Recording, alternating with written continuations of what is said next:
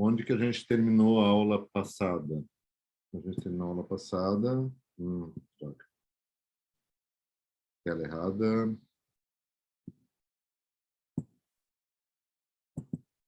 A gente terminou a aula passada aqui, né? Não sei se eu gostei disso. Eu vou ter que olhar para o lado. Não gostei. Espera um pouquinho. Pause. Tá? A gente terminou na aula passada vendo esse processo de teste aqui. Tá? Projetar o que eu vou testar, definir um conjunto de casos de teste, implementar o código de teste chamado driver, e só aí, no final, que a gente vai fazer a implementação do nosso código, da nossa classe alfa. Tá? Execução, e aí a gente tem um processo ali de depuração do código, caso algum teste falhe. Tá? Esse processo que a gente viu tem algumas desvantagens, que é a necessidade de a gente ter que programar esse conjunto de casos de testes à mão. Tá? Como é que a gente trabalha conjuntos de testes, como é que a gente coleta resultados e a gente automatiza esse processo. Para isso, existem várias ferramentas de automatização de testes, e a gente vai trabalhar com uma delas, que talvez seja a mais popular, chamada JUnit. Tá? O Gregório já trabalhou comigo, a gente viu um pouco de JUnit já na disciplina de programação orientada a objetos. Eu faço uma introdução muito simples. Tá? Não, olha, a gente vai um pouquinho mais a fundo aqui, não na ferramenta, mas no processo de teste. Tá? Então, qual é a ideia desse framework chamado XUnit, que vem lá da Extreme Programming, tá? De 98? Tá? Ele permite que a gente faça estruturação dos testes, a gente tem um framework de manipulação de teste automatizado. É uma ferramenta extremamente eficiente, com várias técnicas que podem ser implementadas, vários executores diferentes que a gente pode executar para situações diferentes. Tá? E praticamente todas as ideias têm já um framework que permite a gente automatizar dentro da própria ideia. Tá? A gente está na versão 5, ela varia bastante da versão 3 para a versão 4, bastante da versão 4 para a versão 5. Então, o que a gente vai estar falando, o que a gente vai trabalhar aqui em cima dessa versão 5, a gente tem que ter cuidado quando vai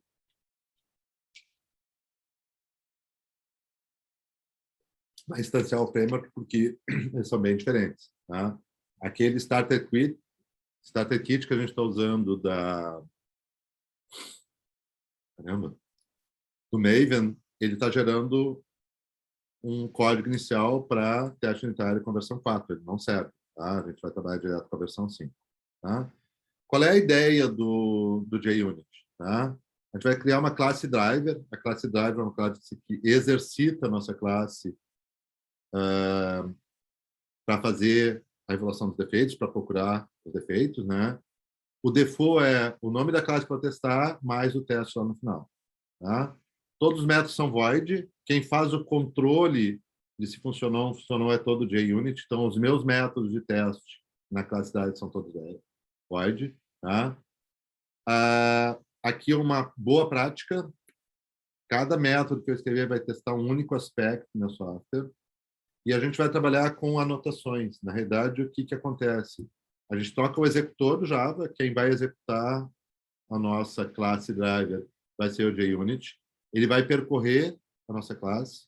Tá? O termo para isso, para quem gosta de programação, ele vai usar reflexão, ele vai abrir a classe, ele vai iterar sobre a classe, ele vai descobrir esses @teste e outras anotações e vai definir o comportamento em termos de execução a partir desses @teste. Cada @teste é uma execução de código de teste que ele tem que fazer.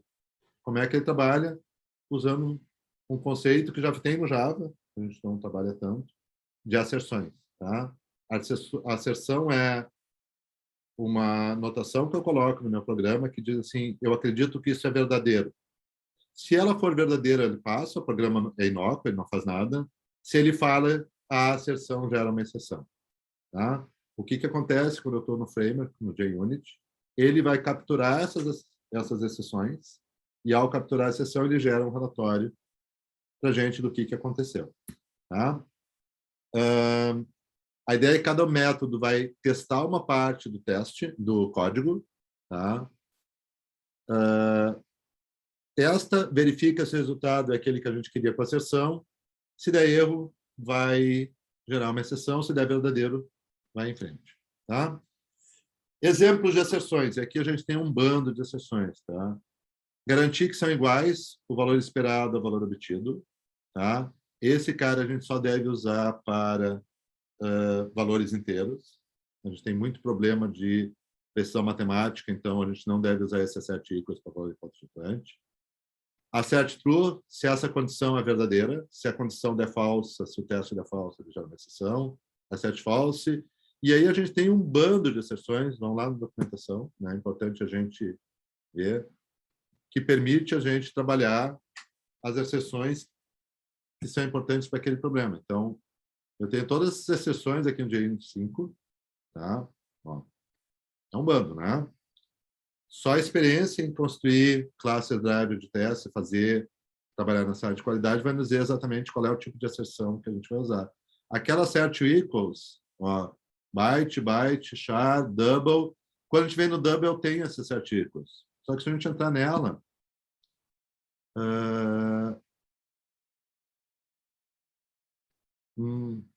eu achei que ele ia dar uma mensagem aqui. Na outra versão, eu dava uma mensagem de erro. Ela não é uma boa porque vai dar problema de arredondamento. Então, normalmente, a gente vai usar essa assert equals.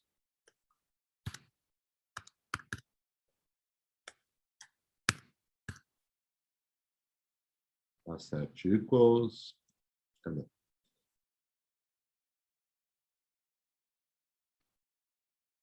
Cadê a porcaria?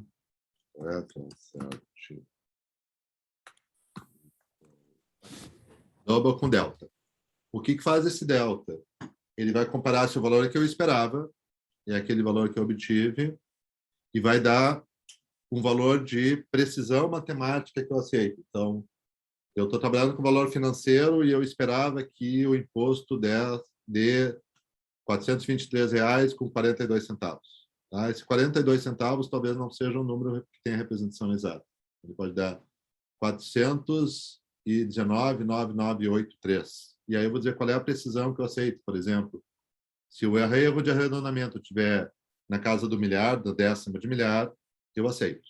Tá? E normalmente é assim que a gente vai fazer para ponto flutuante. Inteiros não faz muito sentido, né? O inteiro é uma representação exata na máquina. Então, à medida que eu preciso, eu vou ter que entender esses caras todos. Tá? Tem uma sobrecarga grande aqui. Normalmente, o mesmo método resolve para vários tipos de dados. Tá? Então, a gente conhece as asserções, coloca essas asserções no conjunto de casos de teste que a gente vai escrever. Tá? Eu já falei, a asserção é o que eu acredito que esteja correto. Eu imagino que o meu conjunto de casos de testes é um oráculo, né? Ou seja, dado aquelas entradas, eu sei que a saída é aquela correta. Como é código, a gente ainda tem que poder desconfiar dos meus casos de teste. Tá? Mas todos aqueles casos que eu coloquei lá no oráculo são os casos que me interessam fazer os testes. Né? Ele vai capturar as exceções, já falei, né? E vai nos avisar e gerar um relatório. A gente vai ver o relatório na semana que vem com calma. Então, basicamente, o que a gente tem? A gente tem um conjunto de anotações, @teste, @teste, @teste, @teste. Cada @teste está testando alguma coisa. Um dos casos, a gente tinha aqui, naquele exemplo ali, alguns casos, né? C tem que dar o 100, o CLB tem que dar o 155. Para cada um dos conjuntos de casos de teste, eu vou gerar uma operação de teste. Tá? Número simples, o I tem que dar 1, o IVV tem que dar 8, o IV tem que dar 4 e assim por diante. Eu vou escrever um conjunto de casos de teste. Tá? Esses caras aqui, tá? @teste, etc., são anotações que eu tenho que fazer os imports. Então, nós estamos usando essa versão Jupyter, que é a versão 5, né? org, JUnit, Jupyter API, teste, para ele conseguir achar esse @teste aqui.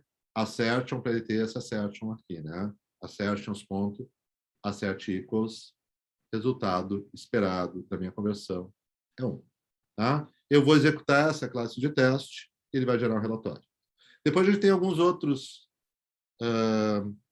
anotações, algumas outras anotações que podem ser utilizadas. Pergunta, é uma pergunta meio chata. Vocês fizeram aquele exercício que eu tinha pedido para vocês fazerem? esse aqui. Quem é que fez esse exercício aqui, que era só Ctrl+C, Ctrl+V? Nossa, eu já sabia só do Maven. A gente fez o do Maven ontem para. Porque era para entregar, né? Quando não é para entregar, é mais complicado. Não, é porque tinha que fazer mais coisas. Tudo bem. Eu fiz, então vamos só dar uma olhadinha nele aqui para a gente entender essa lógica aqui, tá? Eu fiz para Mas tu você. não fez com a gente em aula? Não sei se eu cheguei a fazer, eu só Tu disse. fez, eu me lembro que daí, quer dizer, daí tu testava, daí tu corrigiu o código, daí tu testou de novo, e daí Sim, viu mas onde estava o erro. eu fiz à mão, né? Agora, o que vocês tinham que Ah, ter tá, feito? tá. Tinham que ter feito alguma coisa assim, mvn archetype, dois pontos, será que eu lembro isso? Generate.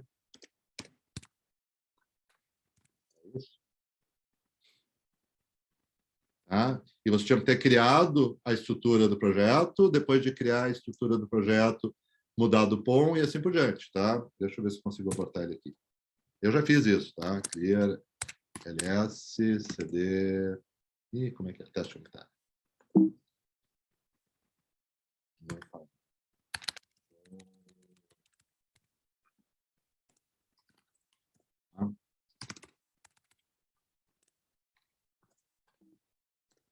Tá? O que a gente tem aqui?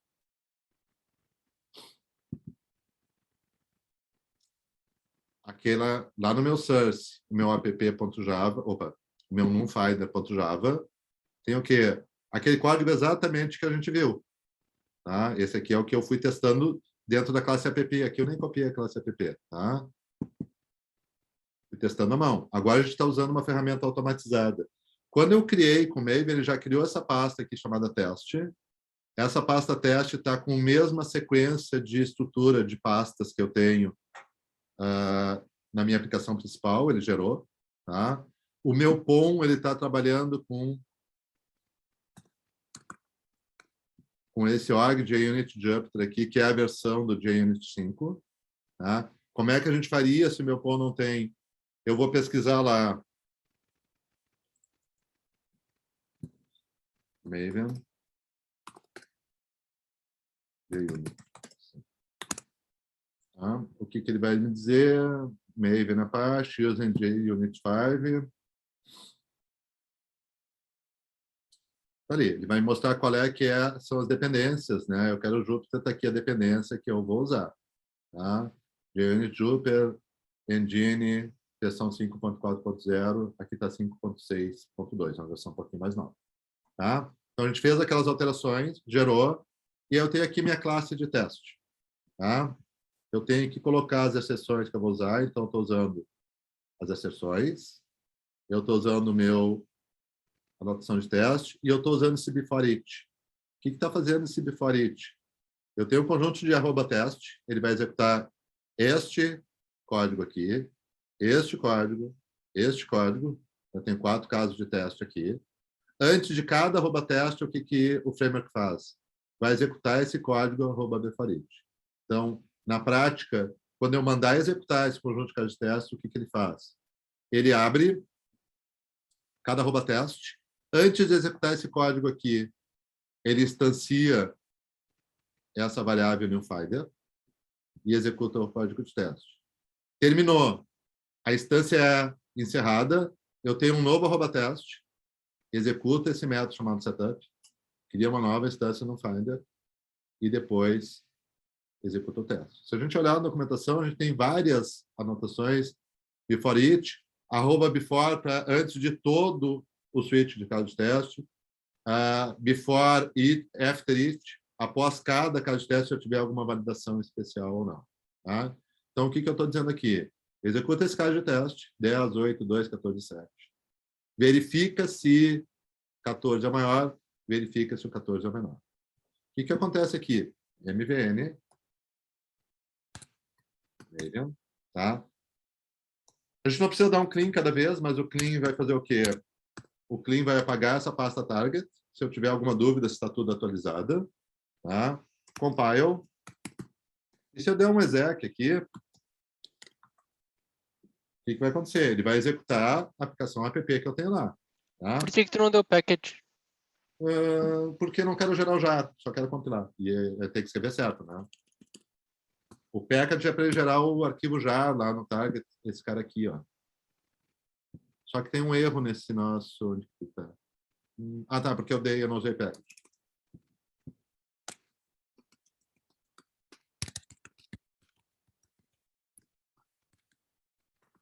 O package ele vai empacotar, ele vai pegar todas as minhas classes e vai gerar um arquivo de um jar ali para eu poder fazer a distribuição.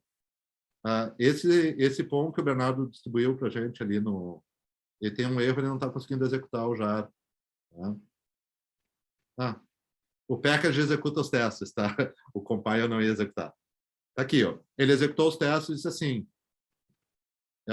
não vou comitar isso aqui, porque eu tenho um teste ali que está exercitando a classe NumFinder. Na linha 37, ele esperava o número 5, mas apareceu aquele menos 21, blá, blá, blá, blá, blá. Tá? Bem fácil de ler, tá? Ó, a gente vem, ele veio compilando, ele fez o NIMP, ele compilou, ele foi fazer, antes de fazer gerar o package, ele disse sim, deu erro, tá? Num Finder test, tem um erro nesse método aqui, decrescente teste, que foi quando eu coloquei os valores em ordem decrescente, ele deu erro. Tá? Então, ele vem aqui. É claro que eu não preciso usar esse monte de coisa aqui, feinha aqui. Eu posso vir aqui e mandar executar só o decrescente. Aquela setinha ali. Tá? Ó, ele está me dizendo que eu executei lá o decrescente, ele esperava 5, mas achou menos 21, neste teste aqui, 5 e o maior. Tá? O maior deu aquele valor negativo ali. Eu posso vir aqui e executar todo o meu conjunto de casos de teste.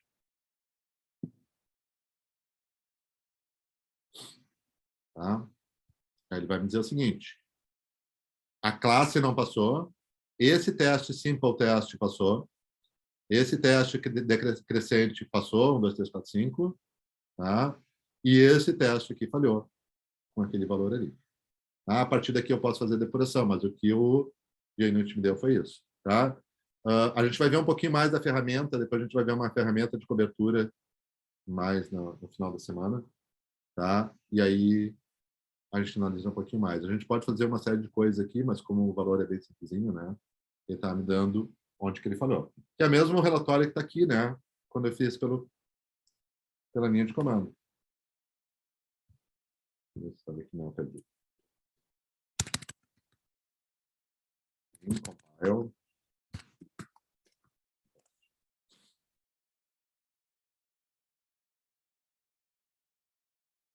A diferença de fazer dentro da IDE é que ele vai me dar uma apresentação um pouquinho mais bonitinho.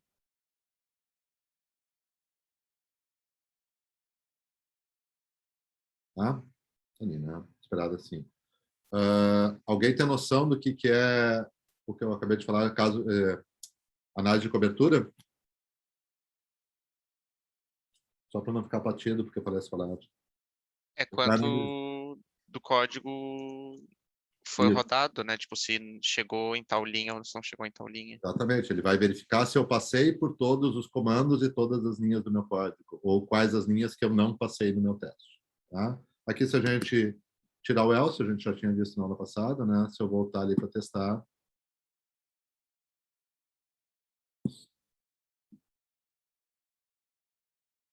ele vai passar, passou em todos os casos de teste, agora eu consigo dar o package lá. Ops, o que eu fiz? Não. MVN, Maven.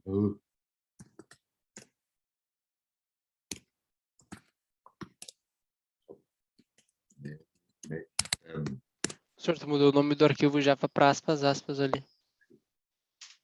Pronto. Tá, vamos ver.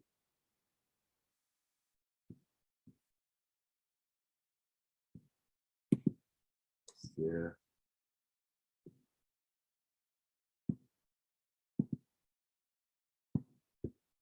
Rename.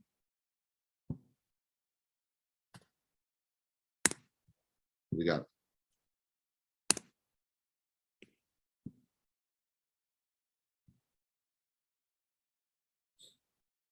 Clear.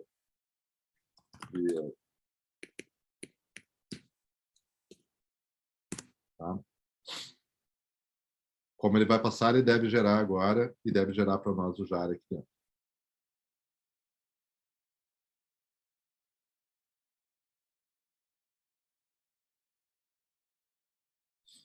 Tá? Teria o tprog.jar, que é o nome do programa que eu dei ali, né? E aí, em teoria, esse cara é o cara que eu posso fazer deploy e posso distribuir. Ok? O compile não gera o jar. Alguma dúvida até aqui? Alguma pergunta? Não. Então tá. Certo. A próxima vez, me lembrem de dizer que o exercício é para entregar, que daí vocês fazem. Eu ia falar isso, é uma motivação a mais, Eu mas sei. Vamos lá. Vamos fazer, então, toda semana alguma coisa para entregar, para ficar mais divertido, tá? Isso aqui é importante, né? Projeto e execução, tá? Esse conjunto de casos de teste é bolado, construído o driver antes da gente fazer a implementação do código, tá? Quando tiver os casos de teste, o driver, tiver o código, bom, aí eu vou executar, gerar os relatórios e analisar, ver o que está acontecendo, tá? Algumas recomendações, tá? Os testes sempre independentes. A gente pode colocar tantos asserts quantas eu queira dentro de um caso de teste, não faz sentido. Em teoria, um assert por caso de teste. No exemplo aqui no Finder, como na realidade é uma classe meio estranha, né? Porque ela gera 2 valores de saída, eu coloquei 2 asserts, mas não necessariamente. A gente testa os positivos e muitas vezes é importante gerar também, saber se ele vai, ou como ele vai se comportar nos casos negativos. Eu gosto muito desse exemplo aqui. Muito desse exemplo aqui. Java 11. Não sei. Toda vez que eu tenho chance, eu abro isso aqui. Tá? Se a internet ajudar. Querido.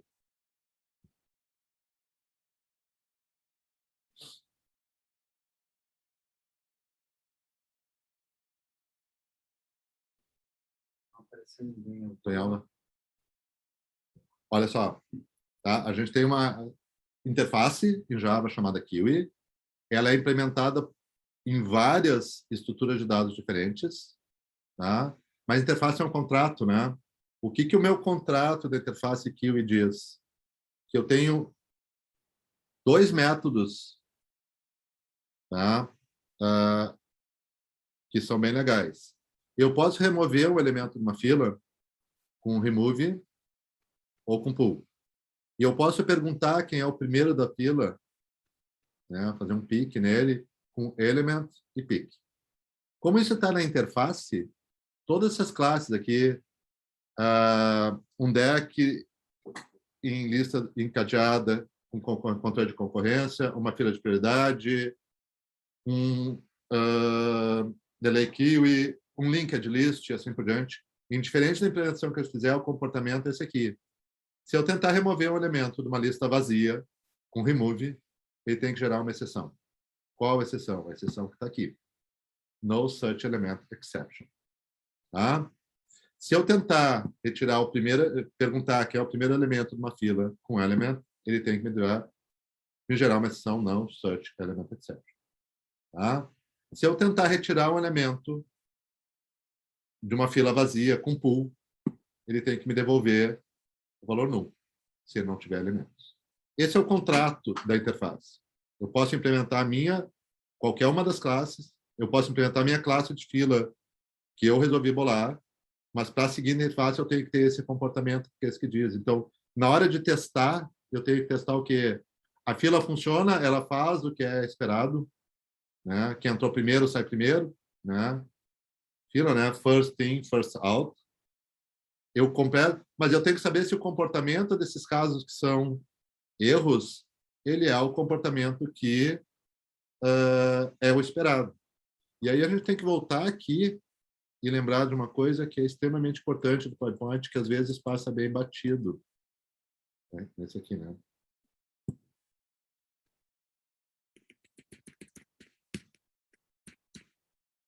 tá? A gente está fazendo teste unitário na fase de implementação, mas a gente está desenvolvendo uma aplicação para um determinado cliente. Ele pode ser simplesmente uma ferramenta do sistema operacional, mas eu tenho um cliente, ele tem requisitos, e esses requisitos têm que estar especificados em algum lugar. Então, eu preciso que os meus requisitos digam claramente qual é o comportamento esperado e qual é o comportamento esperado quando falha. Tá? E os casos de teste têm que cobrir esse conjunto todo de comportamentos que vem aqui dos requisitos. Tá? Curso de SI, o curso de engenharia de software, tem uma disciplina específica de requisitos. A gente não tem essa disciplina no curso. A gente pega lá na disciplina de engenharia de software, não sei se vocês estão fazendo agora, vou fazer também, e ela inicia com esse conceito de requisitos e como é que a gente faz coleta de requisitos. Tá? Quando a gente está no método mais ágil, no processo de momento ágil, essa coleta é muito mais contínua, né? Porque o cliente está o tempo todo. Mas eu preciso saber. Eu posso estar fazendo simplesmente uma ferramenta e eu tenho que conhecer esses requisitos que estão aqui, tem uma série de pequenas regras, né? A gente vai olhar lá, uma coisa bem boba, mas a gente vai olhar o collection.sort.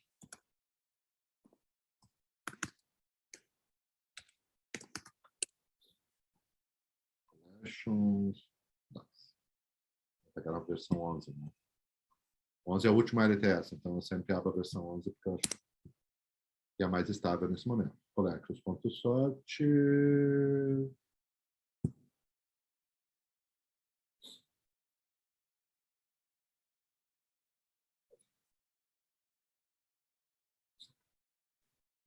Eu nem estou em casa hoje, a rede está lenta aqui na PUC.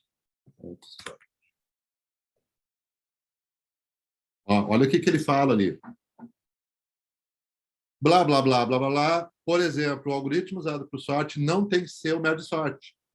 Tá? A gente tem merge sort, quick sort, insertion sort no OpenJDK e no Oracle da Java. Mas ele tem que ser estável. Tá? Indiferente da técnica que eu usar, eu posso implementar um sort de uma classe que implementa o collections, tá? Uma subclasse. Eu posso escrever o meu próprio sort, posso escrever ele como bubble sort, porque eu gosto do bubble sort, mas eu tenho que garantir que ele é estável. Alguém lembra o que é um método de ordenação estável? E se dois empatam, eles mantêm a mesma ordem original, não é? Exatamente. Eu estou comparando pessoas pela data de nascimento. Se o João e o Pedro nasceram na mesma data, se o Pedro está antes do João na minha lista original, o Pedro tem que continuar antes do João. Eu não posso escolher trocar eles de lugar. Tá? Então, indiferente como é que eu vou implementar, eu tenho que garantir isso. Por quê? Porque é um requisito do framework que eu estou usando. Tá? Não tem outra forma do que eu estudar. Tá? Vou fazer uma aplicação financeira, vou fazer uma aplicação médica, vou fazer uma aplicação para o sistema de matrícula da universidade, eu tenho que conhecer quais são as regras de negócio daquela aplicação que eu vou fazer. Tá? Análise de requisitos normalmente é mais complexa do que a gente gostaria. Tá? O bom é programar, mas se eu não entender o problema, é bastante complicado.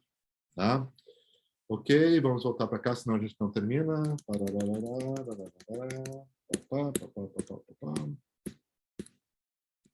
Ok. Inclui o nome do método, teste quando for, ok. Tá? Aí vinha um exercício que era aquele que eu pedi para vocês fazerem na aula passada para hoje, que era esse ali. Tá? Cadê? Esse aqui. Depois tem um outro teste aqui, que é replicar o exemplo dos números romanos na lista de exercícios. Não vou fazer agora. E aí tem esse cara aqui, que era para a gente usar como motivação das barras de chocolate. Tá? O das barras de chocolate, nós vamos fazer o seguinte. Ou a gente começa hoje na aula, ou eu deixo para vocês fazerem para quinta-feira. Como toda análise dele está em seguida, tá? Eu vou seguir no material teórico, a gente vai até uma parte do material teórico e aí a gente faz esse exercício. Nossa, não acho que vocês vão fazer para quinta-feira. A gente tenta fazer no início da aula, senão a gente usa um tempo da aula de quinta-feira para fazer esse e um outro, tá? Vamos lá. Vou seguir no material teórico um pouquinho mais. Okay. Deixa eu pegar o outro cara aqui. Ou antes disso.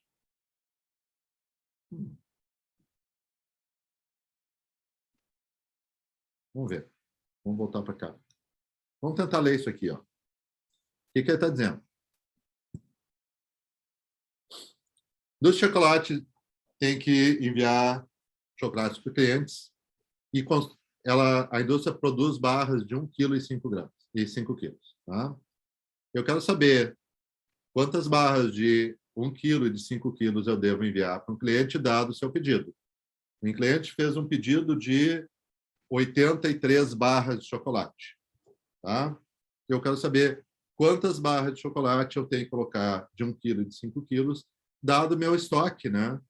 Então, eu tenho uma determinada quantidade de estoque, eu tenho que receber quantas barras eu tenho de 1 kg e de 5 quilos, qual é o peso que o cliente solicitou, e eu vou dizer quantas barras eu mando de cada tipo para ele. Tá? Caso eu não tenha chocolate suficiente no estoque, eu devo devolver nulo. Tá? Podia devolver uma exceção, podia devolver qualquer coisa. O cliente me disse, eu quero que você me devolva nulo. Tá? Esqueleto da classe, lembram? Lá do material teórico, primeira coisa que a gente faz é definir a interface. Como hoje não foi criada uma interface aqui, estou dizendo aqui, eu vou receber a quantidade de barras que eu tenho em estoque de 1 kg, a quantidade de barras que eu tenho em estoque de 5 quilos, qual é o peso que foi solicitado pelo cliente, e vou devolver num array a quantidade de barras de 1 kg e a quantidade de barras de 5 kg que eu tenho. Então, olha só o exemplo. Eu tenho no meu estoque 10 barras de 1 kg, eu tenho no meu estoque 5 barras de 5 quilos, e eu tenho um pedido de 23 barras de chocolate. Tá? O que Não é que... 23 quilos? Ah? Não é 23 quilos? Isso, eu quero 23, isso, eu quero 23 quilos de chocolate. Esse é o pedido, a encomenda. O que eu posso fazer? 4 barras de 5 quilos e 3 barras de 1 quilo. Trivial, né? 4 vezes 5, 20, mais 3 quilos, 23 quilos atendido. Tá? Eu tenho 10 barras de 1 quilo, eu tenho 3 barras de 5 quilos e eu tenho pedido de 23 quilos de chocolate. O que eu posso fazer? Eu tenho 15 quilos aqui com as 3 barras de 5 quilos que eu tenho, mais 8 barras de 1 quilo, eu consigo atender aquele pedido. Legal? Deu para entender a lógica? A pergunta Sim, principal tranquilo. é: quais os casos de teste que eu tenho que fazer? Quantos casos de teste eu preciso fazer? Para ter uma certa confiabilidade que o código que eu escrevi aqui está correto. Essa é a pergunta do exercício. Tá? Escrever é fácil, né? A gente viu? Eu crio lá uma classe chamada. O nome da classe era encomenda. Encomenda teste. Se eu achar que tem que fazer uma inicialização antes de cada caso de teste, eu faço. Eu escrevo ali @teste. O que meu @teste faz? Ele cria lá uma chamada para 10, 5, 23 e vê se o resultado é o array 3, 4. Um segundo @teste faz uma chamada 10, 3, 23 e vê se o resultado é o array 8, 3. A questão é quantos casos de teste eu preciso fazer para garantir uma cobertura e uma qualidade do meu algoritmo. Antes de pensar no algoritmo, gente. Tá? Ó, interface. Quais são os casos de teste? Esse acerte equals tu colocaria, então, o array 3, 4, ele aceitaria? Na realidade, não tem o que fazer. Ó. É porque me Eu tenho que remete achar muito um à ideia acerte de que tem um equals de array, ó. string, eu não sei O como é que ele F, lida ó. com... Tem um acerte array equals para boolean, para byte e para integer. Cadê o int? Ih, não tem para int? Que estranho. Tá aqui. Acerte array equals. Como é que eu ia saber que tinha um assert array equals? Eu tenho que pegar e tenho que olhar a documentação. Tá? Não tenho o que fazer. E outra coisa, esse arquivo Java de teste, ele é gerado automaticamente ou Não, a gente faz na mão? esse a gente cria à mão. O que ele faz automaticamente é, quando eu faço o Maven gerar, ele já cria, ó, lá no Maven eu disse assim, esse aqui é o meu pacote, né? br.rs.tp.tp. Eu fiz isso no semestre passado, depois me arrependi, fica troço enorme ali. O que ele fez, o Maven? Ele criou essa estrutura lá no meu main, no source main Java br.rsp, e replicou isso na pasta de teste. Por quê? Porque quando o Maven executa o package, ele automaticamente abre esse caminho aqui, na pasta teste, e executa os arquivos de teste que eu coloquei aqui dentro. Tá? Para ele gerar esse jar, ele exige que o meu programa passe nesse conjunto de requisitos mínimos de qualidade, que são os arquivos que eu coloquei ali. Tá? Agora eu vou criar aqui, eu quero testar a minha classe app, eu vou colocar aqui um app test. New file, app test. Oh. Eu tô com a mão muito rápida.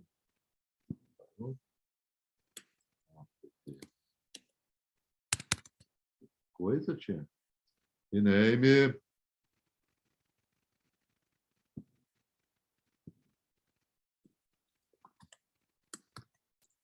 Eu vou gerar, e aí eu vou colocar o que aqui? Eu vou colocar código, botei no lugar errado ainda. Botei no lugar errado de novo, cancel.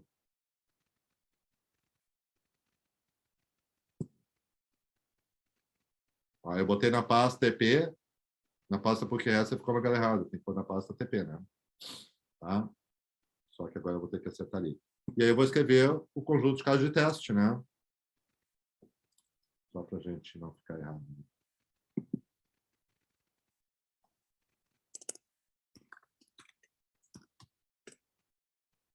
Public class, app.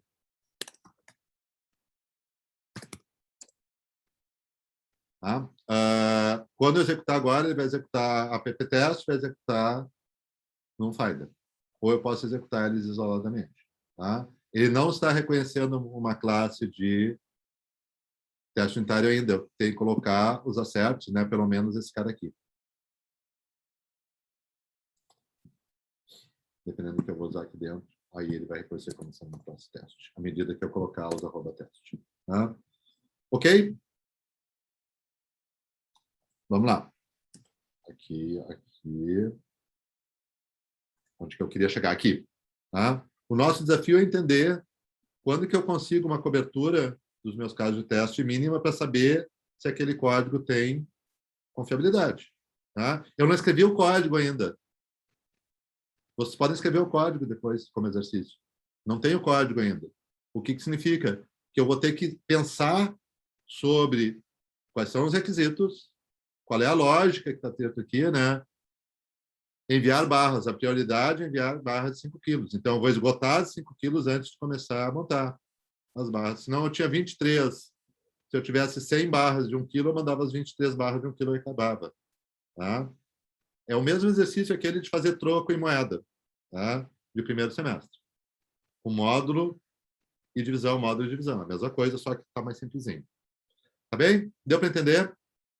O que a gente vai ver é um pouco de teoria agora.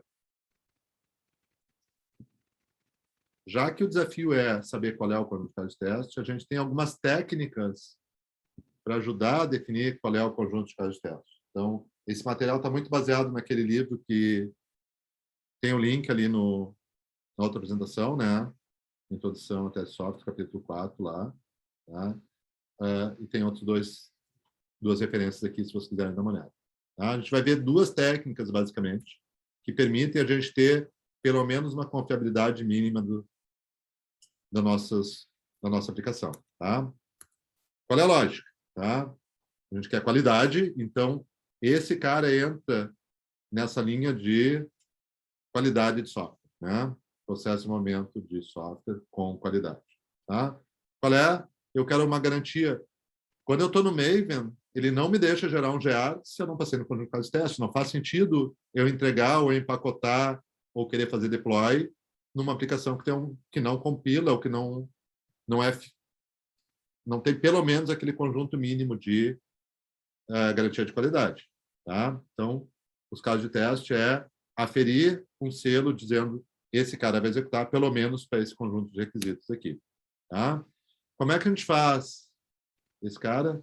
Dado o conjunto de requisitos, e nesses requisitos eu vou definir qual é o resultado esperado das minhas operações, tá? E qual é o valor observado.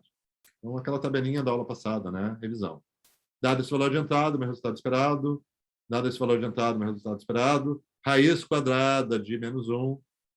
Valor inválido, a gente não tem valor. Raiz quadrada de -1. Tá certo? Não existe raiz quadrada de -1? Dependendo do teu escopo, não. Depende do que tu quer fazer. Depende do que eu estou fazendo. Se eu estou trabalhando com números imaginários, aí raiz de -1 é I. Tá? E aí eu faço raiz da parte real, da parte positiva, e, né, raiz de -1. Onde que eu descubro se eu vou trabalhar com números inteiros positivos, se eu vou trabalhar com números imaginários? Nos requisitos. O que o meu cliente que encomendou isso aqui está me pedindo. Estou sendo chato com isso, mas requisitos é uma coisa que a gente tem que entender a sua importância também. Tá? Ok? Vamos pegar o exemplo que eu usei no semestre passado, eu gosto. Né? Eu quero uma aplicação que recebe os 3 lados do triângulo, imprime se o triângulo é equilátero, isósceles ou escaleno. Tá?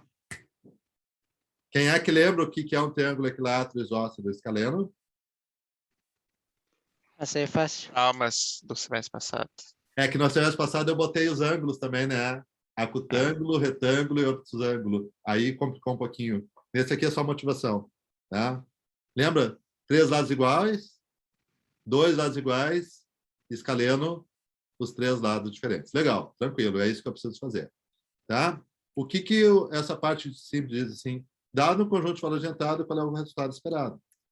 Se eu imaginar que eu tenho 3 valores inteiros, correspondente a cada um dos 3 lados do triângulo e quer devolver uma string, o que eu posso imaginar? É claro que isso aqui é só uma brincadeira, né? Eu tenho o inteiro para o lado, 2 na 32 possibilidades de valores inteiros para o lado.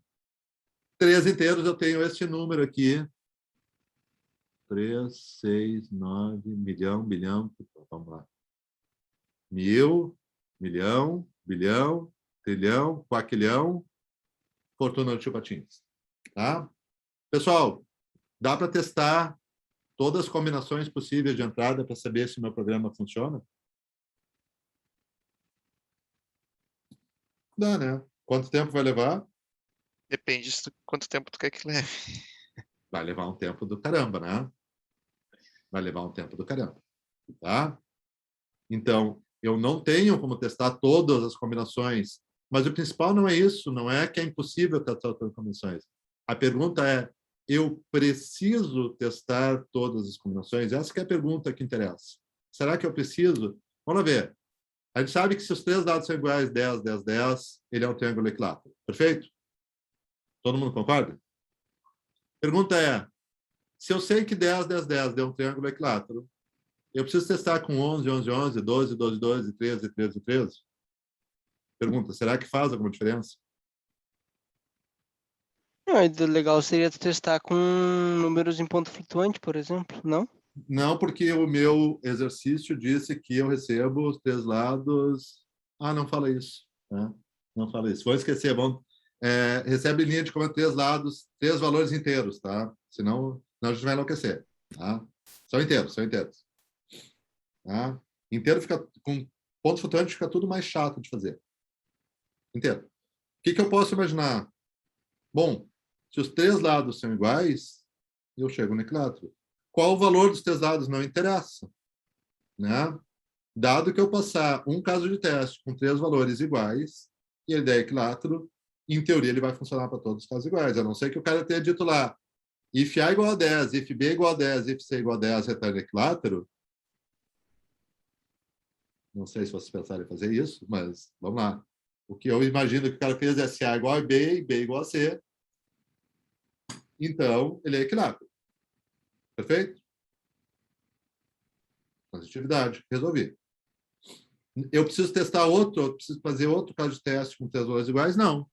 É suficiente. Tá? A pergunta é, bom, eu reduzi aqui. Pergunta de JB. Quantos casos desses 2 na 32 elevado ao cubo eles são iguais? Pergunta desgraçada. Vou pedir para o JB fazer um exercício de algoritmos de estrutura de dados sobre isso. Quantos são iguais? Será que a gente consegue ver? Não vou querer entrar nesse mérito, vai dar muito trabalho. Vamos lá. Ok. Tá? Bom, como a gente não pode testar tudo, e como a gente facilmente vê que existem conjuntos de casos que levam ao resultado que a gente pode diminuir, a gente tem que definir um conjunto de estratégias que nos permitem gerar casos de teste que resolvem ou que são potenciais reveladores de defeito. Se eu testar um caso que os 3 valores são iguais e não der equilátero, eu testei todos os casos que são iguais, ele vai dar erro. Eu já sei que eu tenho erro ali. Tá? Qual é a primeira lógica que a gente vai usar? Essa técnica é chamada particionamento do espaço de entrada. Tá? Primeira estratégia que a gente vai usar para quê? Para não testar 2 na 32 vezes 3 quando eu quero testar o conjunto de elementos, conjunto de valores inteiros, os lados de um triângulo. Tá? Vamos lá. Como é que a gente vai fazer? Tá? A gente vai ter só a especificação, de novo, sempre assim. Tá? A gente vai definir um conjunto de entradas que exercitam uma parte ou uma partição do programa. Tá? O que é uma partição? Um conjunto de valores que correspondem a uma classe de equivalência. Tá? Que eles dividem a solução do problema de forma que todos os elementos daquela partição, daquela classe, correspondem ao mesmo teste. Tá? Qual é a lógica? Ela é única, não exercita a mesma parte do código. Tá? Se eu pegar um representante de uma partição, eu valido todos os elementos daquela partição. Tá? A gente vai pegar um exemplo aqui. Vamos lá. Digamos que eu tenho o seguinte. Eu tenho um conjunto de valores de entrada, eu vou identificar esses valores de entrada. Tá? Vou ler a especificação, vou ler os casos de uso, eu vou ver a interface com o usuário aqui que eu entro, eu vou identificar aqueles valores. Tá? Vou definir o domínio desses valores, qual é o menor valor inteiro, qual é o máximo valor que eu tenho. Eu vou ver se a aplicação me define restrições. Tá? Eu estou numa aplicação que vou verificar a velocidade. Bom, a aplicação diz velocidade entre 0 e 100, por exemplo. Tá? Então, eu vou trabalhar com esses valores ali. E aí eu vou fazer uma partição semântica do domínio, tá? Considerando as variáveis em conjunto. Até aqui, a gente está considerando que todas as variáveis são independentes. Mas eu posso pegar o conjunto de variáveis de entrada e dizer elas são dependentes, e aí eu tenho uma outra técnica, tá? Uma outra forma de analisar. Vamos pegar um exemplo para ver se a gente consegue tornar um pouquinho mais claro. Tá? Vou falar isso aqui. Digamos que eu tenho esse exemplo aqui. Tá? Eu tenho que fazer um sistema que calcula 25% de desconto sobre o carrinho de compras de um cliente, se for no Natal. Então, no Natal ou no Black Friday, eu dou 25% de desconto. Tá? O que eu recebo de parâmetros? Tá? O preço total dos produtos do carrinho de compras e a data da compra. Quando for Natal, deve retornar o valor original, caso contrário, aplica o desconto. Tá? Vamos lá. Primeira coisa, quais são as minhas variáveis de entrada? Data e preço. Concordam? Estou recebendo 2 parâmetros e eu quero ver se aquele meu método que calcula o valor final está correto. Tá? Quais são os valores válidos ou os domínios de entrada? Bom, o domínio de entrada para data é Natal ou não Natal. Tá? Podia ser feriado e não feriado, não interessa. Tá? Meu primeiro valor possível de entrada para data é o Natal, e o segundo valor de entrada para data é um dia que não é Natal. Valor de preço. Bom, o valor de preço pode ser maior que 0. Eu posso ter uma partição quando o preço é 0, e eu posso ter uma partição quando o valor total é menor que zero. O que eu estou imaginando? Eu tenho um caso negativo aqui, né? Testar os casos positivos e vou testar os casos negativos. Digamos que eu particionei dessa forma. Tá? O que eu faço agora, gente? Alguma sugestão? Deixa eu ver se está aqui, não. Desculpe. Dado que eu tenho... Combinação. Desculpe, faltou um passo. Dado que eu tenho os valores das partições, eu vou escolher um valor típico, eu vou escolher um valor qualquer para cada partição. Então, Natal, dia 25 de dezembro. Não Natal, posso escolher uma data qualquer que não corresponde ao Natal, 13 de outubro. Valores de preço, um valor maior que zero, 200. Um valor zero, zero. Um valor negativo, 34. Agora eu vou fazer uma...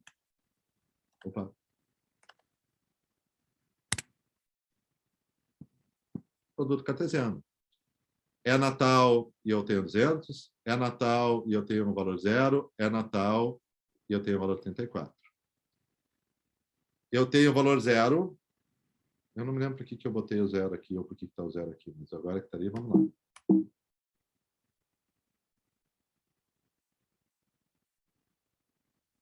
Cadê? Eu vou fazer o zero com... Desculpe, o dia 13 com 200, a minha segunda partição com zero, e aí entra o seguinte, será que eu preciso fazer... Esse cara aqui é um erro, né? Faz diferença se o menos 34 é Natal ou não é Natal? Não. Então, eu posso matar esse cara aqui, sem prejuízo, porque, na realidade, eu estou testando o caso negativo. É indiferente para o caso negativo. Sempre que eu entrar um valor negativo de venda, eu vou devolver zero. Então, estou testando o quê? Um conjunto de casos positivos e um caso, nesse caso aqui, negativo. Tá? E eu tenho as minhas partições dos casos de teste, né? Data 1 com a partição de valor 1, data 2 com a partição de valor 1, data 1 com a partição de valor 2, data 2 com a partição de valor 2, e um caso de exceção para ver se ele gerou caso. Então, em teoria, segundo essa técnica de particionamento dos valores de entrada, o que eu tenho? Eu tenho que, para esse problema aqui, eu consigo, com 5 casos de teste, testar todos os valores. Tá? Um caso um pouquinho mais complicadinho. Vamos lá. Salário de funcionário. Informe-se o valor hora, o número de horas trabalhadas e o número de dependentes de um funcionário. Se o número de horas trabalhadas for maior que 180 e menor que 200, eu ganho 10% no valor das horas excedentes. Tá? No valor da hora. Se for maior que 200, eu dou 45%. Né? Eu quero que os caras trabalhem que nem loucos. Tá? 45% de adicional sobre o valor da hora. Se o número de dependentes for maior que 2, paga-se um bônus de R$300. Tá? O que eu preciso? Eu preciso descobrir quais são as partições que eu tenho aqui. Então, vamos ver se a gente concorda. Tá? Eu tenho lá uma partição sobre o número de horas trabalhadas. Pessoal, me interrompa se tiver alguma coisa, tá? Número de horas trabalhadas. Aqui. Número de horas trabalhadas. Qual é a primeira partição? Se o número de horas trabalhadas for maior que 180, ou seja, se ele trabalhou de 0 a 180 horas, inclusive, maior, né? Então, de 0 a 180, é um caso. Por quê? Porque ele não tem bonificação sobre o valor da hora ali. Se ele trabalhou maior que 180 e menor que 200, eu tenho 10%. Então, eu tenho a segunda partição, que eu acho que está errado aqui, né? Menor que 200 aqui, eu fechei. Está errado. Caramba. Ó, erro no projeto, né? Não entra o 200 aqui, né? É menor que 200. E maior ou igual a 200. Tá? Acrescenta 10%. Se for maior... é que na verdade, ó, requisitos ambíguo, né? Tá. Ó. O que acontece, pessoal, quando eu trabalhei 200 horas de hora extra? Tá no limbo? Estou no limbo, tá? Nada. Então, menor ou igual. Não vai ficar muito menor ou igual. Daí esse cara aqui passa a estar certo. Tá? De novo, requisito mal feito, a gente tem um problema. Então tá. De 180, maior que 180, então 180 não está nessa partição 2. E menor que 200, eu tenho que dar 10% no valor das horas. Excedentes. Tá? Se for maior que 200, acrescenta 45%. Aqui a gente tem um pequeno problema, né? Não está dito quantas horas extras ou quantas horas eu posso trabalhar. Tá? Faz sentido eu dizer que tem 1.000 horas de trabalho? Provavelmente não, né? Só se eu ia fazer uma piada política, não vou fazer. Tá? Só se não faz sentido. Então, eu posso dizer lá que eu converso com o meu cliente e digo assim, eu vou trabalhar até um limite de 270 horas.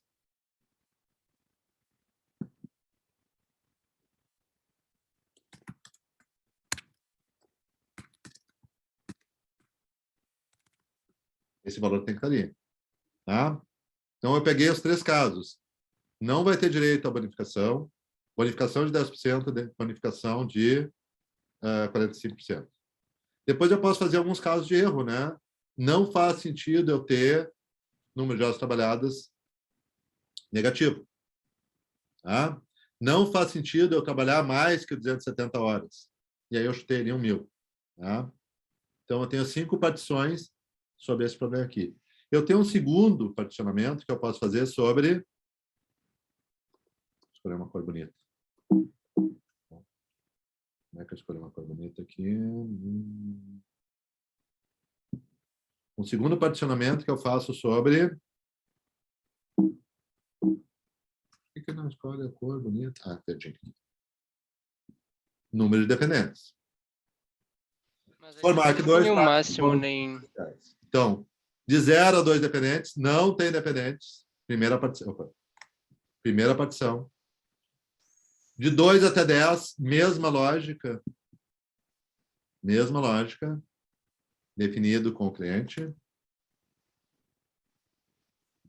Embora hoje em dia ninguém tenha mais que 10 filhos, né? Mas antigamente muita gente tinha mais que 10, então talvez a gente não fosse legal isso aqui. Tá? Vou definir uma partição de erro aqui. Número de dependentes negativo, número de dependentes muito grande. 10 a 20, 10 a 200 e assim por diante. Tá? Aqui são mais ou menos, a gente vai arbitrar. Legal? Definir 2 partições. Quantos casos de teste eu vou fazer? Produto cartesiano. Eu vou escolher um valor típico de cada um.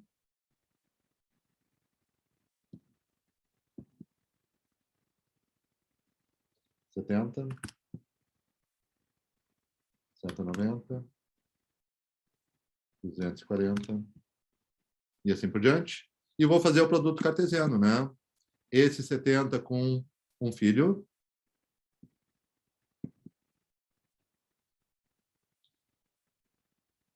Um, 4, menos 3, 15. Tá? Eu vou começar a fazer o produto cartesiano. Primeiro caso de teste, 70 com 1. Segundo caso de teste, 70 com 4 filhos. 70 com menos 3 filhos. 70 com 15 filhos. Depois, 190 com 2 filhos. 190 com 4 filhos. 190 com menos 3. 190 com 15. Tá? E vai me dar 20 casos de teste para esse problema aqui. Tá? O que acontece? Muito provavelmente, muitas das vezes, se eu entrar um valor negativo para o número de filhos, ou se eu entrar um valor muito grande, em teoria, dependendo como é que foi feito, eu vou ter um erro. Será que eu preciso fazer a combinação desses 2 casos de erro com todos os casos lá? Provavelmente não. Aqui é a mesma coisa, né? esses casos de erros, talvez eu fazendo um válido com um dos casos de erro já seja o suficiente. Eu posso ir cortando casos de teste que eu vejo que são redundantes. O que acontece cada vez que eu cortar um caso de teste, gente? Eu posso estar reduzindo a cobertura, porque eu não sei como é que o programador fez o código. Então, dependendo da ordem que ele fez os testes, ou dependendo da ordem que ele executou essa lógica, porque é completamente dependente, esse é bonificação de filhos do resto, né? Dependendo da forma que ele fez, talvez, ao retirar algum caso de teste, eu não pegue todo o código. Eu estou reduzindo a cobertura do código. Por isso que eu falei lá no início, normalmente a gente faz JUnit associado com um framework qualquer que faz a verificação da cobertura. Eu passei por todos os casos, eu exercitei todas as repetições e assim por diante. Ok? Se eu fizer 20, eu tenho uma cobertura bem legal. Se eu reduzir, eu reduzo a complexidade dos meus casos de teste, a quantidade, mas eu também posso estar reduzindo a confiabilidade naqueles casos de teste. Tá bem? Aqui seria natural fazer simplesmente um caso de erro com um caso qualquer lá dos casos positivos. Um caso de erro com um dos casos positivos. E já vai reduzir bastante, né? Ô, De 20 professor, vai reduzir para 10, 12. Legal? professor, Sim. Eu vi que alguém ia perguntar e me distraí, não perguntei. Pode falar. nesse caso, para reduzir a cobertura, se o... Independente da complexidade do algoritmo, é viável fazer isso? Pois é, a gente tem que entender muito do problema, né? Esse aqui, a gente vê que quando a gente começa a fazer casos reais, tá? O número de partições passa a ser muito grande, tá? E aí as situações são muito complexas. Então, não tem como reduzir muito, porque na prática, assim, caso de erro, tudo bem. Se eu sei que pegou para um número negativo, não faz diferença se tem 1, 2, 3, 4, 5 filhos. Se eu sei que ele pegou para um número grande, ali não faz diferença o número de filhos, eu já posso cair fora. Eu não preciso testar 100 filhos, com 2 filhos, com vários filhos. Eu sei que ele vai pegar. Então, normalmente, um caso de erro com um caso lá. O problema da quantidade de casos não está nos erros. A quantidade está nesse número de partições que eu tenho aqui. Tá? Vou pegar um caso bobo aqui. Eu gosto desse exemplo, mas normalmente me arrependo quando eu peço para fazer. Tabela. Tabela de imposto de renda. Tabela progressiva de imposto de renda. Cadê? Por que não está mostrando a tabela? Não, não foi uma boa ideia pegar o primeiro. Aqui. Imposto de renda tem uma tabela mais ou menos para essa cara aqui. Tá? E aí é tudo condicionado. Os meus... Olha só como é que a gente lê isso aqui. Os meus primeiros R$ 1.903,98 são isentos de imposto de renda. Então, ninguém paga imposto de renda por essa tabela. Não sei se é uma... Vou pegar uma tabela que está maiorzinha aqui. Tá? Ninguém paga imposto de renda sobre esses meus primeiros R$ 1.903. Tá? De 1903 até 2.826,65, eu pago 7,5% de imposto de renda. Só que aqueles 1.900 iniciais não pagam. Então, eu pago 7,5% sobre esse valor de 1.900 até 2.800, sobre aqueles 1.000 e poucos reais. Depois, se eu recebo até 3.700, eu pago 7,5% sobre essa faixa, mais 15% sobre esta faixa aqui. E se eu receber a partir de R$ 4.664,68, eu pago 27,5% sobre o que exceder isso aqui. Porque sobre esses valores eu pago essas tarifas aqui. Tá? Então, eu tenho aqui 1, 2, 3, 4, 5 faixas, mas eu tenho um conjunto de casos de teste bem chato para fazer ali dentro. Tá? Eu já fiz isso aqui como trabalho e me arrependi profundamente. Tá? Porque a lógica é difícil de entender, a execução é difícil e esses números dão um monte de arredondamento. A gente tem que ter um cuidado enorme para fazer. Mas tem que fazer, né? Porque senão a gente entra numa app de cálculo de imposto de renda, se não tiver a certeza que está certo, a gente está ferrado. Tá? Isso tudo, normalmente, a vida real é mais complicada. E aí, quando a gente vai para esse caso aqui das partições, a gente descobre Não. Que o conjunto de casos de valores negativos ele é muito menor do que os conjuntos de casos reais da vida. Então, não tem uma grande redução ali.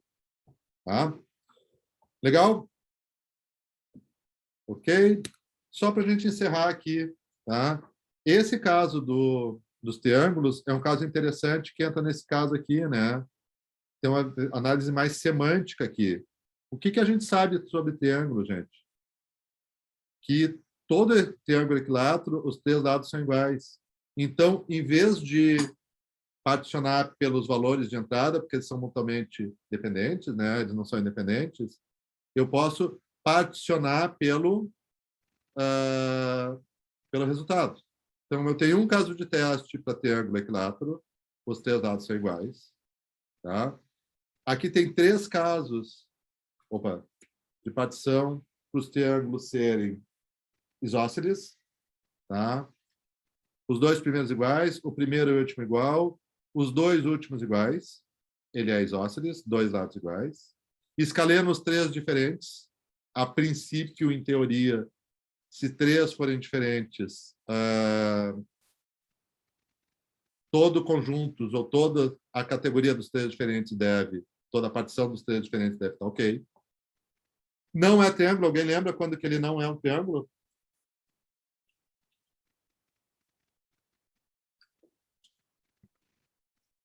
Tem a ver com a soma dos ângulos, não? Não dos ângulos. A gente só está trabalhando com os lados. A gente não vai botar cosseno nem seno no exercício.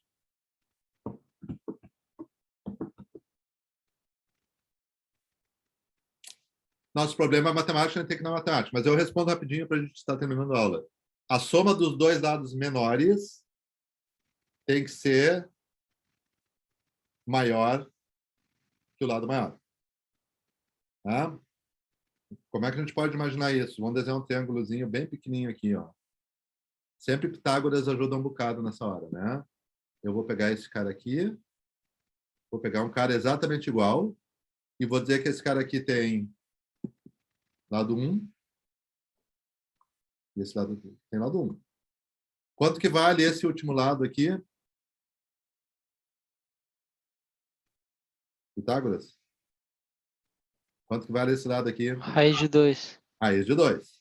Tá? Se eu vou aproximando, se eu vou nessa direção aqui, se eu vou aproximando este 1 para cá, que eu vou tornando ele um outro ângulo, né? Eu vou diminuindo, esse raiz de 1 vai diminuindo. O que acontece se eu botar esse 1 em cima do outro? Esse verde ficaria 0 e ele deixa de ser um triângulo. Tá? Então, a soma dos 2 maiores tem que ser menor. Desculpe. A soma dos 2 menores tem que ser maior do que lá. Tá? E se eu for levando esse 1 aqui para o outro lado? Até onde que ele vai crescer? Ó, eu estou deitando esse azulzinho aqui.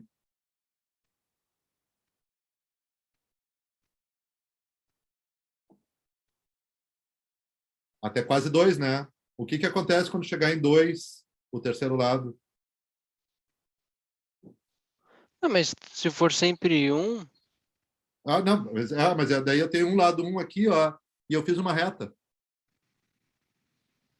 O primeiro lado eu disse que tem 1, e o segundo lado eu disse que tem 1.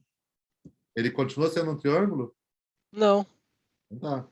A soma dos 2 lados menores tem que ser menor do que a soma dos 2 lados, senão não é triângulo. Tá? Tem que abrir documentação. Então, aqui, 10, 10, 80, não é triângulo. Tá? Talvez eu pudesse ter testado 10, 10, 20, que é o limite. Sei lá.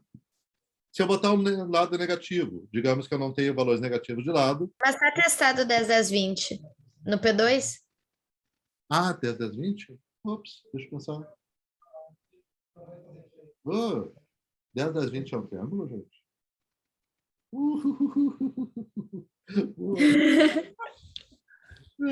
Boa pergunta.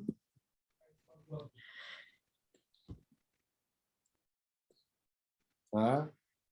Provavelmente eu ia ter um erro nos meus casos. Ele ia apontar um erro se eu fiz o código certo, mas o erro não está no meu código. Tá? Não sei se vocês concordam, gente. Os dois lados têm o mesmo tamanho, tá? Eu não tenho como fazer um triângulo aqui dizendo que o terceiro lado tem 2, né? Não é um triângulo, é uma reta. Não tem ângulo. Não sobrou espaço para o ângulo, tá? Quando for 1.99999 aqui, esse tamanho aqui, esse cara ainda pode ser 1, depois não pode mais. Boa, vamos testar. Tá? Se a gente botar 21 ali, fica mais 19, né?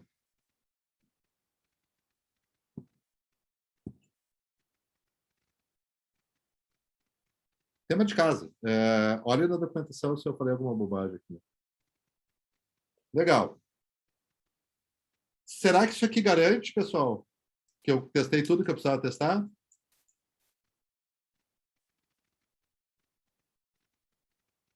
Ó, a soma dos dois menores tem que ser menor do que maior. Está escrito em algum lugar que eles estão em ordem crescente de valores?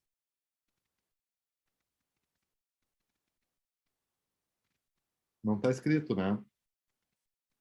Será que se eu botar 80, 10, 10, ó, a soma dos dois primeiros é menor do que o terceiro. Tá? Não está escrito. Problema, de novo, de requisitos. Eu tenho que saber exatamente se esses números entram em qualquer ordem ou não. Senão eu vou ter que variar, que nem eu variei aqui, eu vou ter que variar o erro também, né? E eu vou ter que variar... Não é escaleno, não. O problema é no... Não é triângulo. E no isósceles. Tá? Deu pegar essa lógica? É bem desafiador isso, viu? Legal? O P2 realmente não seria um triângulo, eu fui pesquisar. Tá, então, eu vou avisar o Bernardo que a gente tem um erro aqui no PowerPoint. Tá? Erro de quem? Do projetista, né? O programador. Se isso aqui não der erro... Opa! Se isso aqui não der erro no meu conjunto de casos de teste, tá legal. Desculpe. Tá um problema. Por quê? Porque eu tenho erro na especificação, eu tenho erro no código. Se ele der erro nesse P2 aqui, e eu descobrir que o código está certo, eu vou ter que desconfiar do meu oráculo. Meu oráculo que está errado. Tá? Isso aqui tem que estar certo. Senão, eu só vou confundir. Tá? Depois eu aviso. Na verdade, esse caso aqui... Então, os 3 casos estão errados, né? Os 3 casos estão errados, não é só aquele ali, né? 19. Tá, mas e aí pro equilátero, o que que tu fala do primeiro do P1? No 10, 10, 10, tudo bem. Ó, ele é equilátero, ele tá assim, ó. Tá, mas então 10, 10 é 20 maior do que 10. Não é menor? A soma dos dois menores é menor do que o terceiro lado. Tá certo? Não, 10 mais 10 é 20 e é maior do que 10. Sim, mas tem que ser maior para ser Isso, um tem que ser triângulo. maior, desculpa, tem que ser maior, tem que ser maior, tem que ser maior. Tem que ser maior. Tem que ser maior. A soma Tanto é que o P2, se fosse 10, 10, 19, daria certo. Tá. Ah, sim, por causa do ângulo. Deixa eu fazer um print desse cara aqui, já vou mandar para o Bernardo. Depois eu volto. Vou voltar para cá. Tá? Vamos lá. Tá. Aí vem o exercício das barras de chocolate. Deixa eu ver lá. 10 e 8.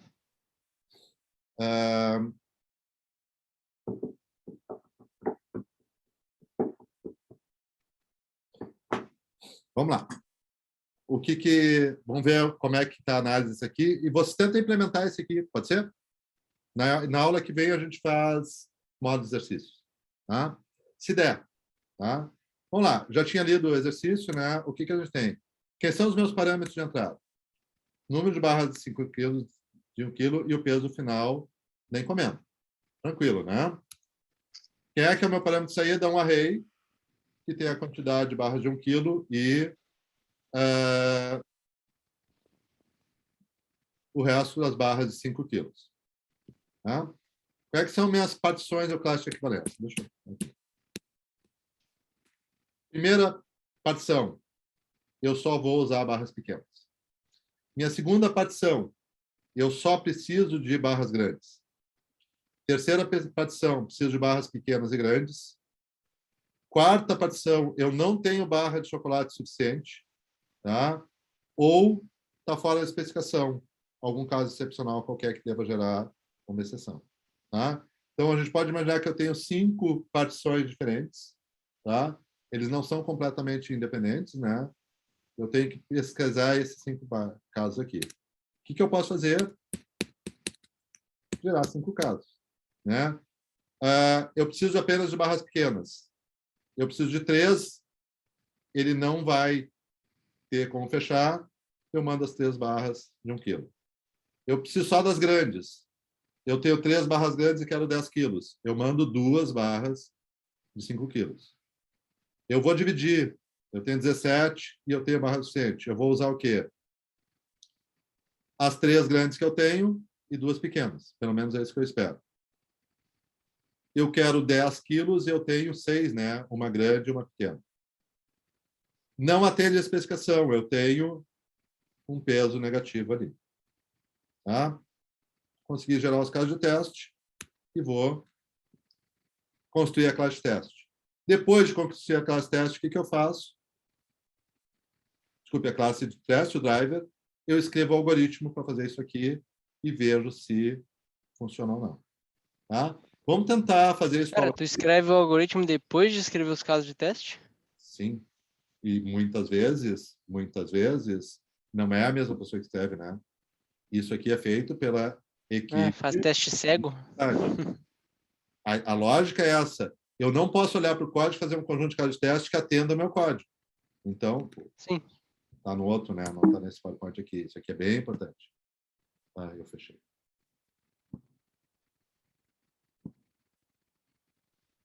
Ó.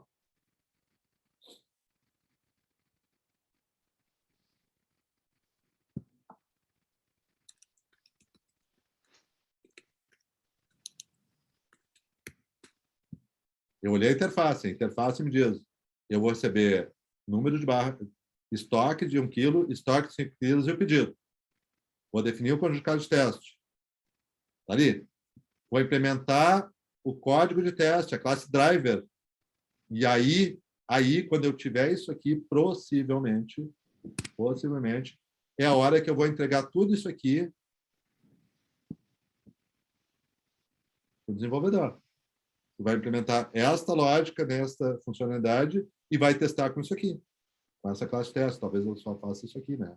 Você entregue só o driver. Escrevo o teste, passou em todos os casos de teste. Eu posso fazer o commit, ele está funcionando, ele atende essa especificação aqui, que a equipe de qualidade diz que é a quantidade mínima de requisitos. Tá? Esse cara é chamado TDD. Test Driver Development. Eu recebo a funcionalidade e a classe driver que vai testar aquela funcionalidade naquela classe para mim. Tá?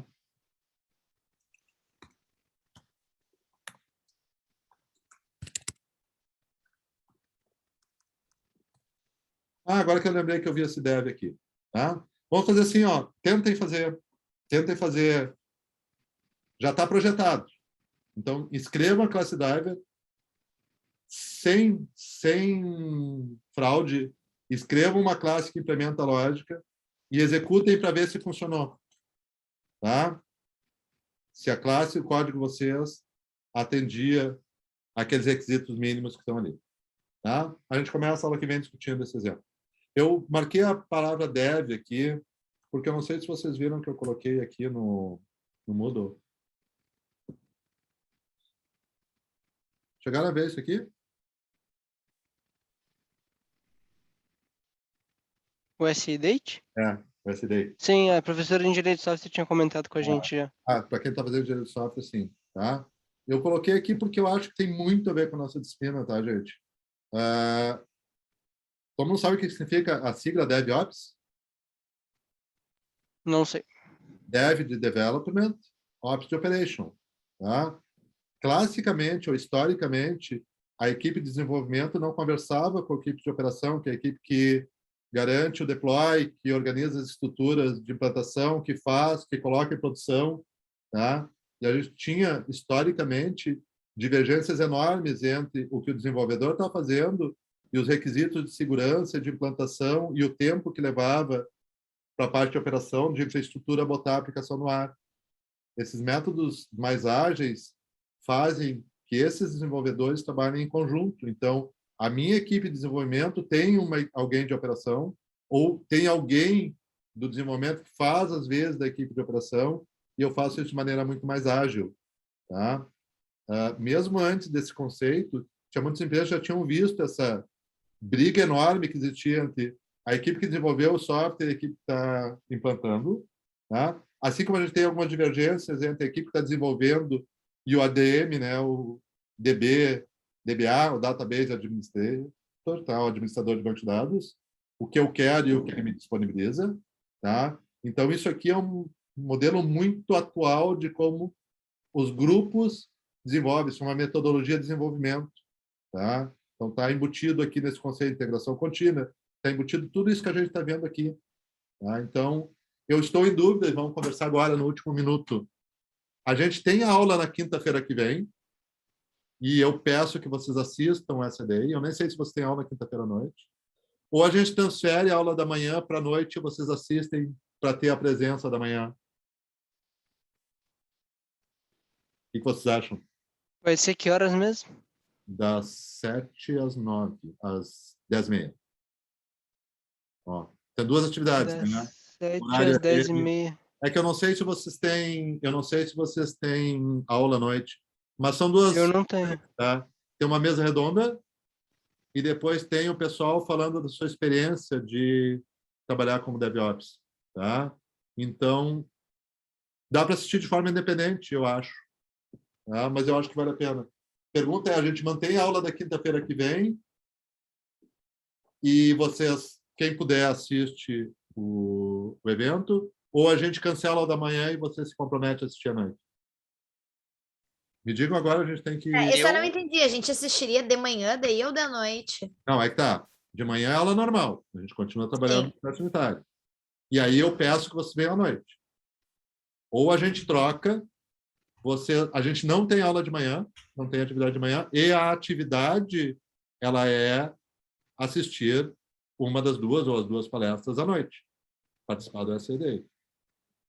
Pessoalmente, para mim, poderia ter de manhã e de noite, porque de noite não tenho, a esse horário já não tem mais compromisso. Eu também. Pessoalmente. Então nós vamos fazer assim, ó. Está mantida a aula de manhã e quem vier à noite aí pode pedir horas de atividades complementares. Boa. Tá? Eu realmente acho que vai valer a pena. Eu conheço mais da metade das pessoas que vão estar ali, são profissionais bem competentes, tá? A gente mantém a aula normal na quinta de manhã e à noite eu vou cobrar que a Alessandra faça controle de presenças. Quem não estiver em horário de aula, daí pode pedir atividades complementares. Combinado? Gente, Perfeito. não vale nota, tentem fazer o exercício das barras de chocolate desde o início.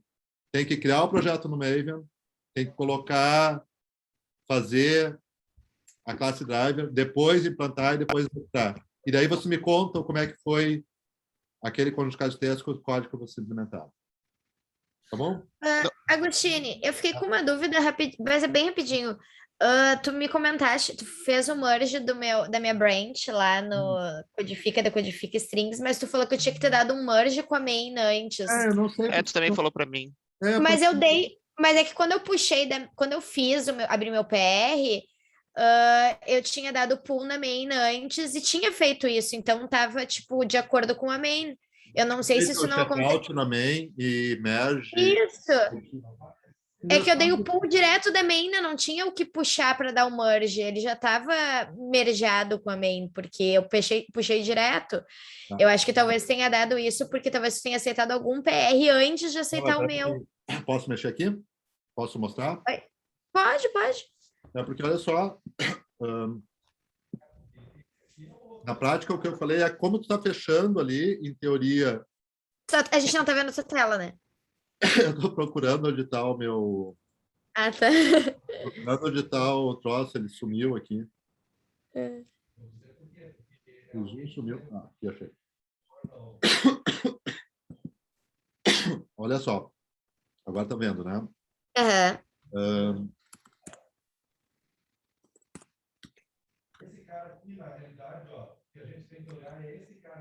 CD 03. Tá? CD codifica. Uhum. Na tua branch, tá? Tá. Git.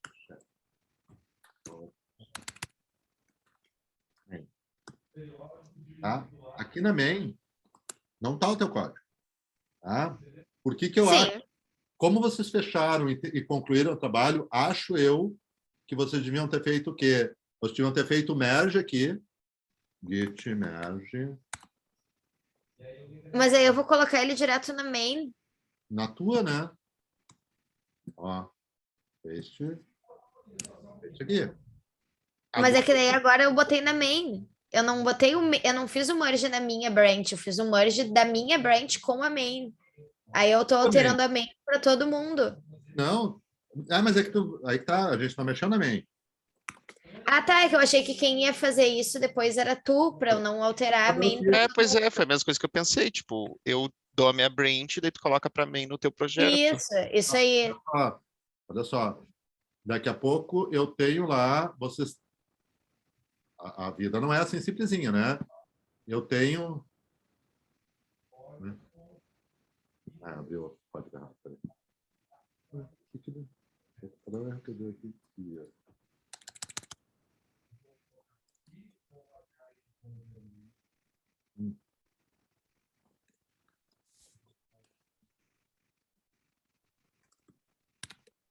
Você não reconheceu?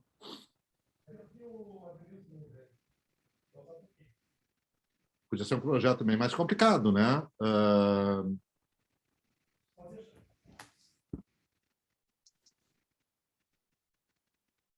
Mas o que deu nesse troço aqui? Ah, claro, estou na pasta errada. Estúpido. Não, estou na pasta certa. Por que não está? Por que bugou meu Codeblock? Codeblock não...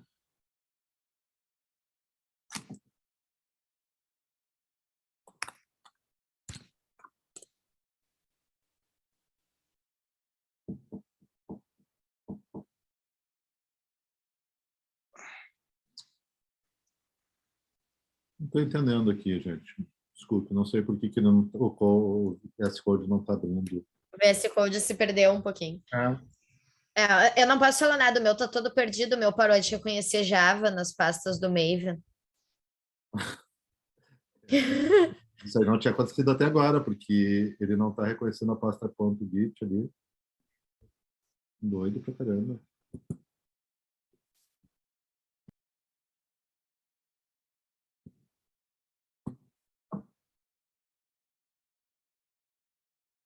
Ah, agora deu. Tá, só tava lendo, tá? Ó, digamos que fosse um projeto mais complicado. Tu abriu 2, 3 branches, tá? Como é que eu vou saber quem que eu vou dar? Também que quando eu fiz o merge, ele fez o merge da branch. Pois é, e a solicitação era o merge da minha branch pro teu main. Então, Foi isso que eu entendi também. eu pensava que quando tu aprovasse, Tem ia razão, não, pra tem tua razão, main. erro meu. Você tem razão, porque na realidade, assim, ó, você tem razão. Não, erro meu. A minha mensagem está errada. Peço desculpas. Ó. Não, só fiquei confusa até para saber para as próximas vezes, né? Tipo, o que que eu deveria ter feito Vocês diferente. fizeram... Agora que eu me dei conta, porque senão não teria funcionado isso aqui. Ó. Erro meu. Porque senão estaria cada um pedindo para atualizar a main e não adicionaria todas as branches. Quando eu aceitei, eu fiz o merge direto na minha. Ó. Ah, tá. O erro é meu. Vocês fizeram correto, eu que estou babaqueando aqui. Ó. Ele fez direto, quando eu aceitei o pull request, ele fez direto na minha main. Tá? Ó. Os commits de vocês, quando eu aceitei, ele fez o merge lá. Tá tudo certinho. Tá? Não tinha que ter pedido para vocês terem feito o merge, não. Podiam ter feito, mas não era necessário. Se vocês tivessem feito o merge na área de vocês, o que teria acontecido? Talvez se alguém tivesse mexido na main, você ia ter que fazer o pull antes para juntar. Mas ninguém mexeu na main, né? A main está original desde o início. Vocês só mexeram na branch de vocês na codifica. Então não teria dado conflito. Mas eu só mexi no git ignore por causa do IntelliJ só. isso, tu falou. Tá. Ok, gente, deixa eu parar de gravar então. É que quando faz o pull request, ele pergunta assim, qual branch que tu Não, quer fazer pull request? Na verdade, vocês estão fazendo pull request da branch de vocês para a minha main, tá? Isso, exato, para tua main, exatamente. É que, na realidade, quando eu fui testar, antes de fazer, eu fui testar o código, e aí me incomodou, porque eu tinha que descobrir como é que era o nome da branch de vocês, por isso que eu escrevi isso. Tá, eu fui e foi.